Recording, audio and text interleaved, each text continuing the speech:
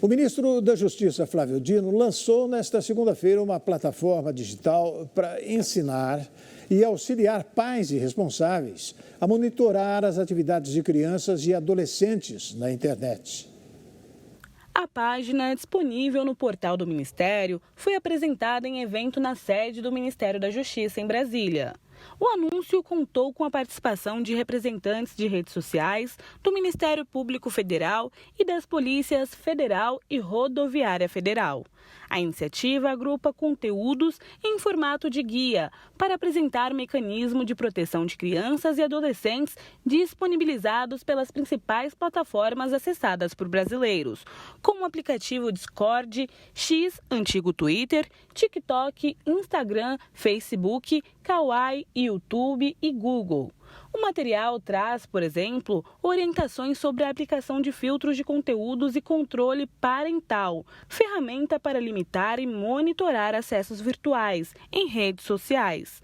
Também apresenta canais de denúncia mantidos pelas empresas.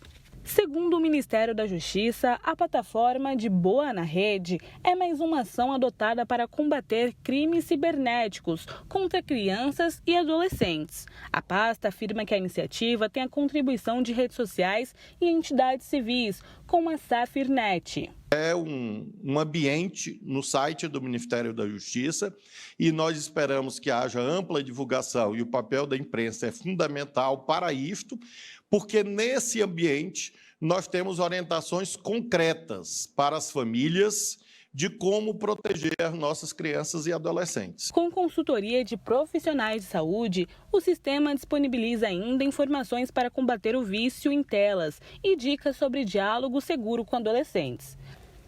Além disso, o De Boa na Rede oferece guias para a adoção de mecanismos de proteção nos sistemas operacionais móveis Android e iOS e controle parental em jogos e aplicativos de streaming. O Movimento dos Trabalhadores Rurais Sem Terra, o MST, realizou nesta segunda-feira protestos contra a falta de atenção à reforma agrária pelo governo Lula. O MST realizou protestos nesta segunda-feira em que acusa o governo Lula de não dedicar atenção às necessidades e prioridades da população sem terra. O grupo aponta lentidão, falta de orçamento e incapacidade do governo em articular um plano que seja coerente com a necessidade real da população sem terra, o qual reflita diretamente tanto no aspecto econômico como no aspecto social em acampamentos e assentamentos. As manifestações aconteceram nesta segunda-feira, 16 de outubro, devido ao Dia Mundial da Alimentação. Em São Paulo, o ato ocorreu em frente à Superintendência do INCRA, o Instituto Nacional da Reforma Agrária, no bairro de Santa Cecília, região central. Já em Porto Alegre, o MST realizou a ação nas sedes do CONAB, Companhia Nacional de Abastecimento, e do INCRA, Instituto Nacional de Colonização e Reforma Agrária. Em Curitiba, o protesto foi também na frente da CONAB. A Procuradoria Eleitoral pediu a inelegibilidade de Jair Bolsonaro em ação sobre o 7 de setembro. O caso, que tramita no TSE, ainda não tem data para julgamento.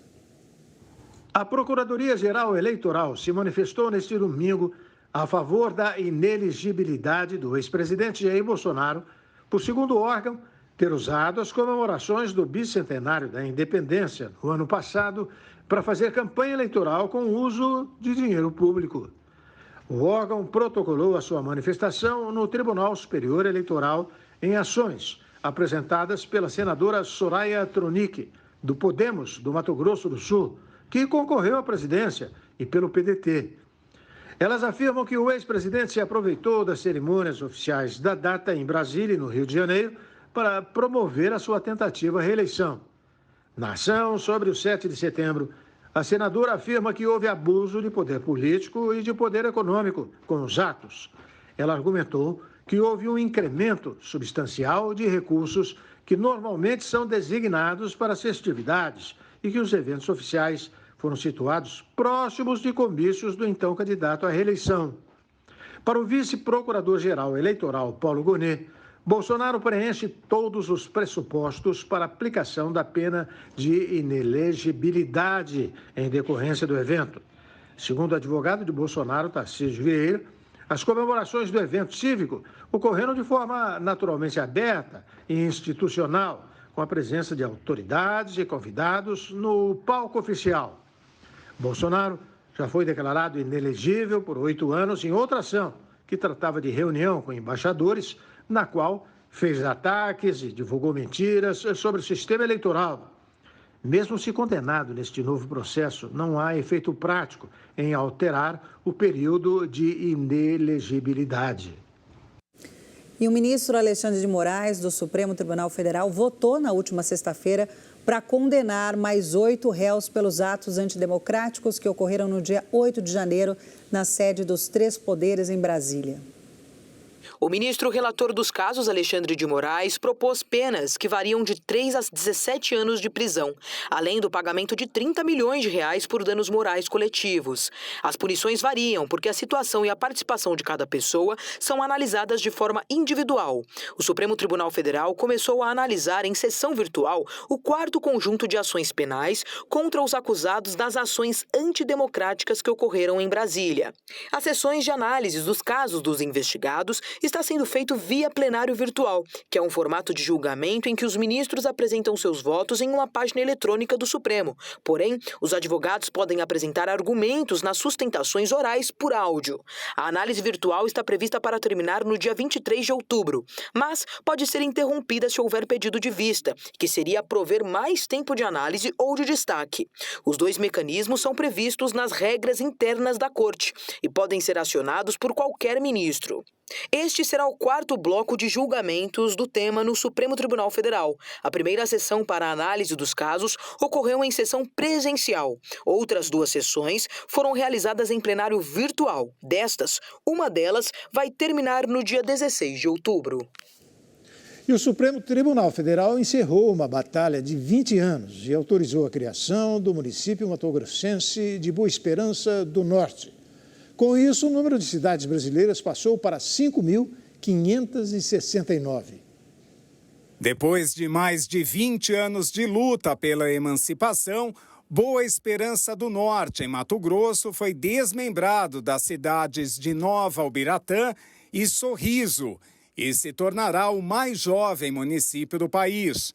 A criação da cidade foi autorizada após decisão do Supremo Tribunal Federal em sessão virtual. Com isso, será o caçula das eleições de 2024, quando pela primeira vez vai eleger prefeito e vereadores. Com cerca de 7 mil habitantes, Boa Esperança do Norte tem o agronegócio como principal pilar de sua economia. E há menos 2 décadas vinha lutando por sua emancipação.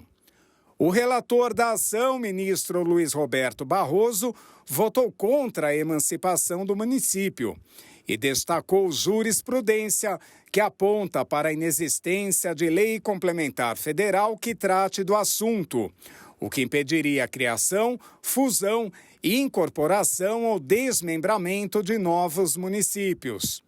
Mas prevaleceu no julgamento a divergência aberta pelo ministro Gilmar Mendes, para quem a lei estadual que criou o município em 2000 preencheu todos os requisitos exigidos pela legislação vigente na época. Até então, a cidade mais jovem do Brasil era Pescaria Brava, em Santa Catarina, que teve a sua emancipação confirmada em 2012. E em instantes, o novo PAC vai investir 45 bilhões de reais em obras de infraestrutura no Rio Grande do Norte. Força Nacional de Segurança chega ao Rio de Janeiro atendendo o pedido do governador Cláudio Castro. O Brasil News da Rede Brasil volta daqui a pouquinho.